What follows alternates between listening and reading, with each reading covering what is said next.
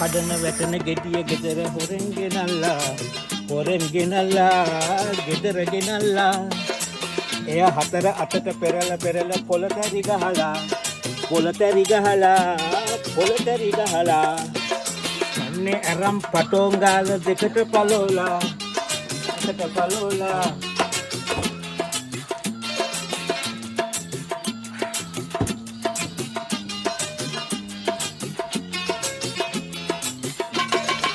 බකෙදි පිටිදි ශබ්ද නගා පොල් ටික දාලා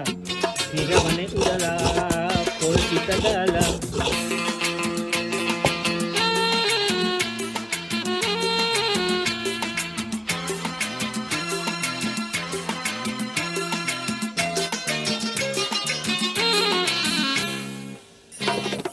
එක වළඳයි ලිපමුදුනේ තියෙන්නේ දියලුණු කහයි කිරි හොද්දට දමන්නේ අඳි ගගා හොද්ද පිසින්නේ දුන් දමා හොද්ද ඉදෙන්නේ කිරි හොද්ද ලෙසයි බඩගින්දර දැනෙන්නේ